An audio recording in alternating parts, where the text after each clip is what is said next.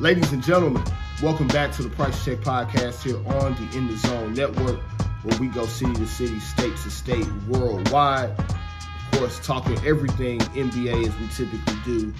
Lot to get into right now. You've got last night's draft lottery, as well as game one of Lakers and Nuggets. And then we also got to preview the Heat and Celtics game one of the Eastern Conference Finals that's taking place a little bit later tonight. But got to start with the draft lottery results. Probably the most anticipated draft lottery that we've had since LeBron. I feel like that's safe to say. People might throw Anthony Davis, Zion Williamson in there. We haven't seen hype like this because, of course, we haven't seen a prospect like Victor Wembanyama, France's own, who is projected to be pretty much consensus and unanimous number one pick in this upcoming draft here in June. So you had a bunch of teams, of course, hoping, praying that the ping pong balls fell their way. The one team that was able to come out happy last night, the San Antonio Spurs, they strike gold again, getting that number one pick, and of course will now presumably be taking Victor Wembanyama in the draft come June. Now, draft lottery ended up kind of shaking out a little bit differently than the order was projected to go. Of course, Detroit, Houston, and San Antonio each came in with an equal chance of getting that number one pick. Of course, San Antonio was able to secure number one, followed by the Charlotte Hornets at 2, Portland Trail Blazers at 3, Houston Rockets at 4, and then the Detroit Pistons rounding out that top 5 for the draft. Now, of course, big celebration in store for San Antonio as they now get, another franchise cornerstone that they hope to be able to kind of follow the same mold of like Tim Duncan, David Robinson in years past. So also, weirdly enough, Victor has that French Vic, as I like to call him. He has that France connection with Tony Parker, who also former Spur and actually one of his former coaches over in France. So big win, huge win for the San Antonio Spurs, for a team, of course, that's not really a free agent destination. You're also looking at a team that, has not had a star player, at least this caliber, since Duncan left. And so, you had DeJounte Murray there for a few years. They traded DeJounte last offseason to Atlanta. Now you're looking at having a franchise cornerstone that you can have for, potentially the next, 15, maybe even 20 years moving forward. And so they are the big winners from last night. I mentioned Charlotte getting the second pick. Probably stings a little bit for them, for the Hornets not being able to get all the way to number one, but they'll have their pick of some pretty interesting prospects as well. You got Scoot Henderson of the G League Ignite. You got Brandon Miller from the University of Alabama. Now, of course, there was some off-the-court stuff circulating around Brandon Miller when we were, kind of in that March Madness time frame based on situation that happened at the University of Alabama with one of his teammates. We have not seen anything, legal come out of that just yet, but something to keep an eye on, especially for Charlotte, given, what they went through recently here with Miles Bridges. We'll see if they, have an appetite for that to select Brandon Miller, or if they add another combo guard to the mix with Scoot Henderson. Now, from a fit standpoint, I probably would take Brandon Miller, but I could also see why Scoot Henderson is a little bit of an intriguing prospect for them, given his explosiveness at the guard position. Compatibility probably is there with him and LaMelo to be able to play together. So very, very interesting for them. I think the big winner out of all of these teams here in the top 5 is probably Portland. They came into the draft lottery last night with the 5th highest odds for the number one pick, and so we're able to move up from that projected number 5 to number 3, where they're going to have, their pick of whoever Charlotte doesn't take at 2 between Scoot Henderson and Brandon Miller. Now, reports have already come out today that they're probably going to shop that pick to see, what that allows them to do in terms of getting other assets to build around Dame Lillard. Me personally, I probably would go the other way. I would look at seeing what I could get for Dame and, whether that's me drafting Scoot Henderson to be his replacement or Brandon Miller to build around him and Shaedon Sharpe and some of those other guys up there, Anthony Simons, that type of thing. I would kind of see what that looks like, as opposed to trying to continue to match timelines between Dame as he ages into the latter stages of his career and a younger core that they still really have not gotten a chance to figure out just yet there in Portland. So that's a team that I'm going to definitely be keeping my eye on. I also wouldn't really be surprised if Charlotte started entertaining offers for that second pick.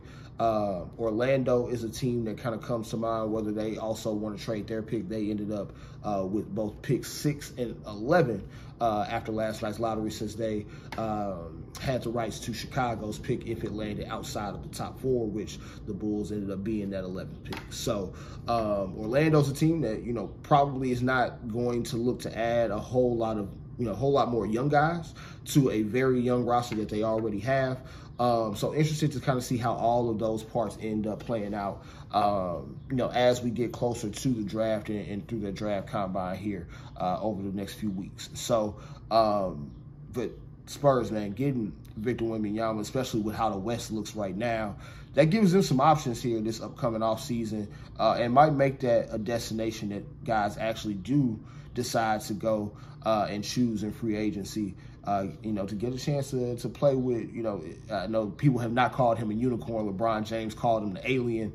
That might be the nickname that sticks with him, because right now, the way he plays, man, I mean, my man is taking step-back threes and going and getting his own putbacks off the rebounds.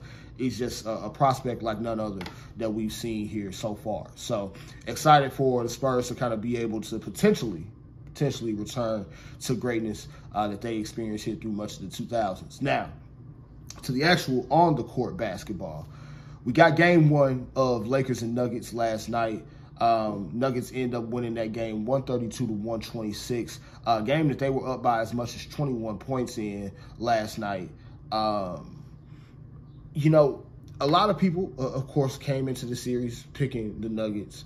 Where my loyalty lies. I'm picking the Lakers in this. Now, I got to say, I was concerned there in that first half. Lakers were just getting beat to every loose ball, giving up a lot of threes. Nuggets are getting great shot after great shot after great shot. And then not to mention Nikola Jokic, man.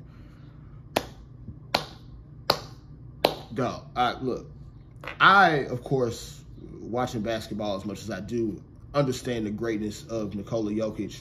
The whole debate about whether or not he should have won his 3rd straight MVP, I get it. He had an MVP performance last night, though. 34 points, 21 rebounds, 12 assists.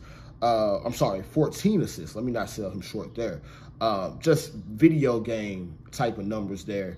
But he did most of that damage in the first half. And so, in first half, Anthony Davis also, while he's getting some points, not getting the rebounds, Lakers just looked a little bit slow compared to the energy that the Nuggets came out with.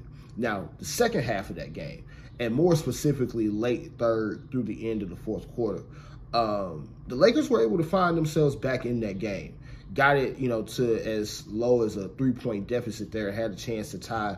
LeBron James pull-up 3 doesn't go, and then that turns into a fast break opportunity for the Nuggets. But at the end of the day, there were some defensive matchups that were switched there. Rui Hachimura had a great game for the Lakers, 17 points, 8 rebounds, but also defensively was able to come in and be physical with Jokic. And so that not only allowed Jokic to start to wear down, but it allowed Anthony Davis to start to roam a little bit more on defense, with Aaron Gordon now being the man. He guarded Aaron Gordon, of course, not much of a threat from outside. So Anthony Davis able to pack that lane a little bit, make it harder for Jokic to operate. And so that is one adjustment I'm looking forward to seeing how it continues to progress through the rest of this series, because I think if the Lakers can continue to do that and disrupt Jokic's ability to find other people, he's going to have his games where he goes for 25, 30, 35, maybe even 40. But the problem is, as we saw last night, when your KCPs of the world are getting 21 points, you got guys like Bruce Brown getting 14 to 15 points off the bench, Michael Porter Jr. hitting, 3 and 4 threes. When those guys are getting easy looks, that's when the Nuggets are at their most dangerous level. And I think if you're able to kind of disrupt that, the Lakers have a fighting chance just like anybody would in this series. And I honestly think if Jokic isn't able to get those other guys involved, the Lakers should really be looked at as the favorites to win the rest of this series, based on how they were able to play defense over the course of that second half. And so, still optimistic. You definitely don't like losing game 1, but at the same time, road game, up in altitude, to be able to trim that lead the way that the Lakers were. I got confidence that they can still win this series, and I would even pick them to win game 2 based on what we saw. And so, you've got that game 2 coming up on Thursday.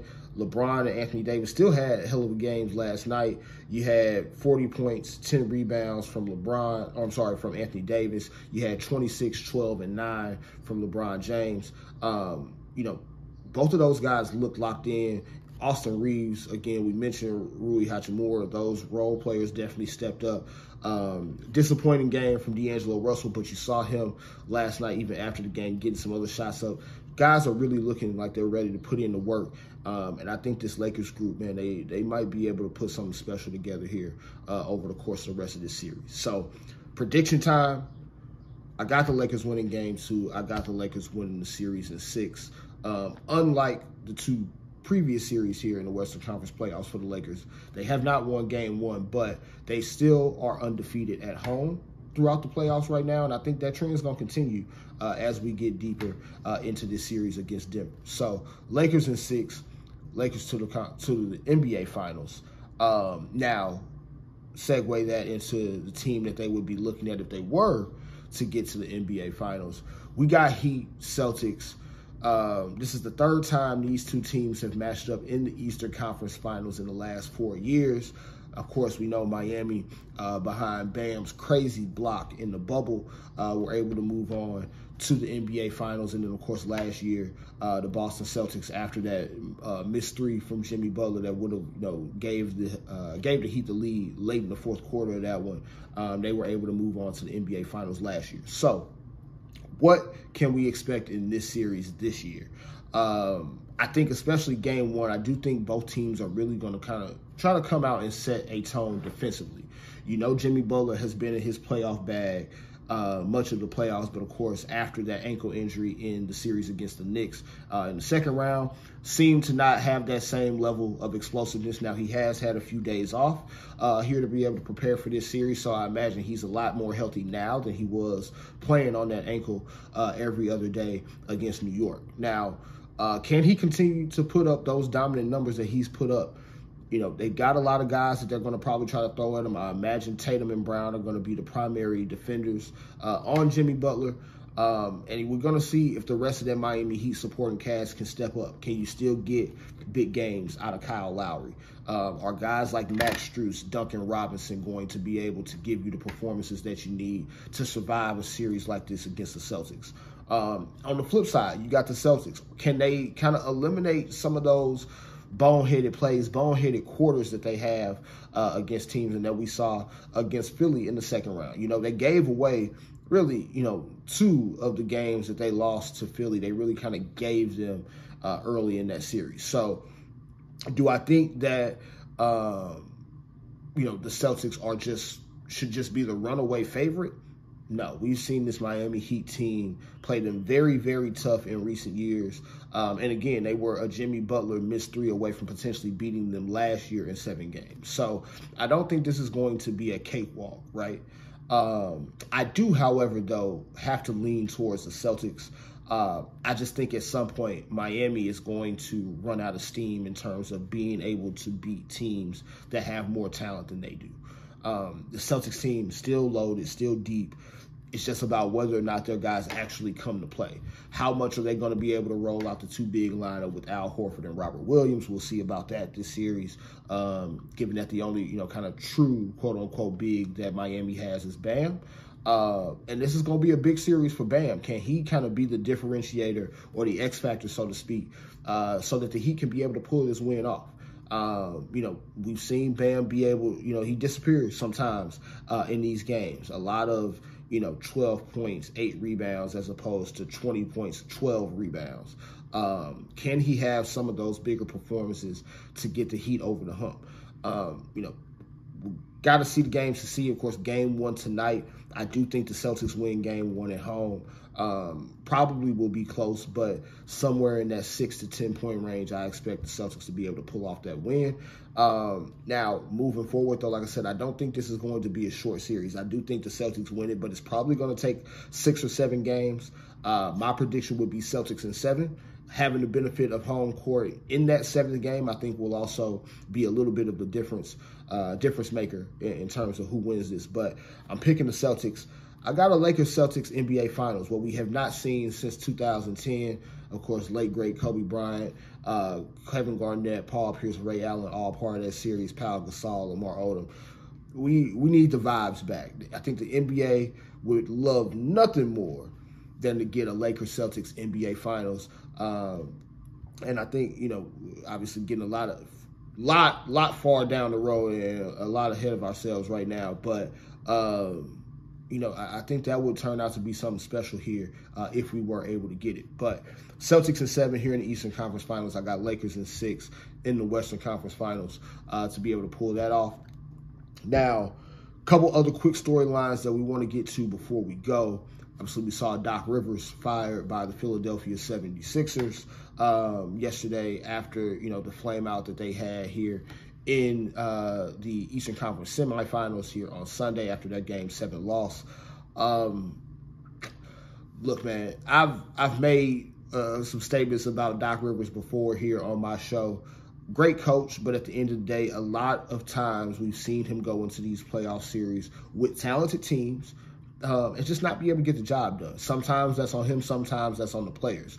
This particular instance, I would put more of the blame on Joel Embiid and James Harden than I would Doc Rivers, but at the same time, you can fire the coach, you can't always fire the players. So we'll see what that means as far as the coaching search goes. The same names have kind of been floated around for their open coaching searches that have been for just about all of the other teams that have open head coaching spots right now. Monty Williams, Nick Nurse kind of at the top of the list. Maybe they consider Mike Budenholzer as well. But I think that probably would be a good landing spot for a guy like Monty Williams. But again, time will tell and see, how that plays out for Philly, because they also have James Harden's impending free agency to worry about.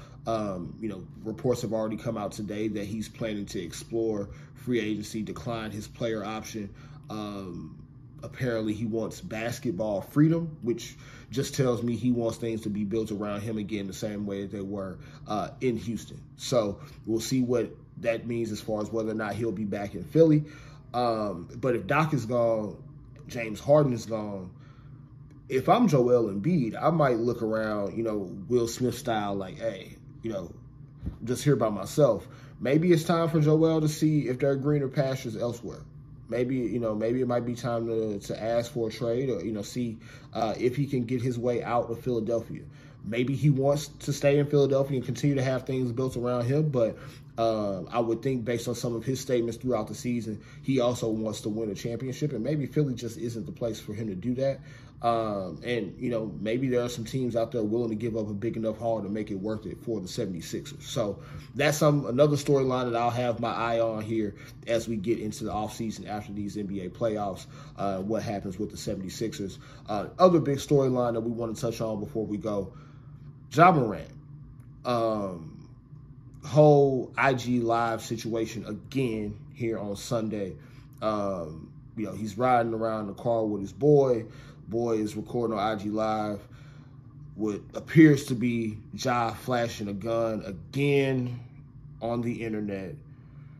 Look, man, the Grizzlies have already suspended him. I imagine it's going to be a very lengthy suspension. Obviously, they're not playing any games right now, so this is probably going to be something that bleeds its way pretty far into the upcoming NBA season.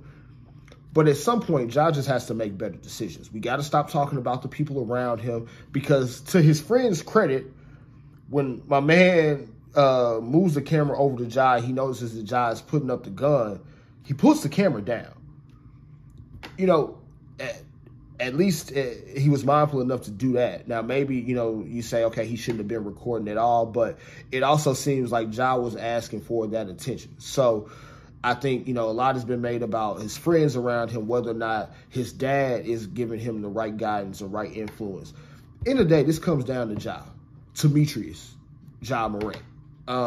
You know, you got to make some decisions, better decisions than the ones that you're making now. He's put out another statement just kind of saying that, you know, obviously his words may not mean much and yada, yada about, you know, got to, you know, make better decisions moving forward. Hopefully I can grow past this. We'll get it all, but we got to see the actions. And at some point, the absence or, you know, leave that he took from the team earlier this season, it obviously didn't do much now. He's going to have to really do some soul searching on whether or not he wants his basketball career to continue, because I'm pretty sure, based on Adam Silver's comments this week, the league is not very happy about this situation coming back to light. So obviously hoping for the best for Ja, making sure that he's able to get back on the court and obviously get past whatever is going on. But at the end of the day, some better decisions just have to be made, and it starts with him. Not the people around him, not the people giving him advice, not his agent, not his family. It starts with Ja. Starts with him, ends with him. He's got to be able to make the decisions that are going to be better than the ones that he's making now. So, with that said, also continue to monitor how that situation plays itself out over the course of the offseason. But until next time, this has been the Price Check Podcast. Of course, we'll be coming back here. Try to do this maybe even a couple times a week right now as we get through the conference finals and get closer to the Larry O'Brien Trophy being presented to the final team standing here in a few weeks. And then, of course, some wrinkles that we're going to throw in as far as some interviews and some folks that we're going to have as guests as well. So until next time, Price Check Podcast, I am your host, Josh Price. Check it out.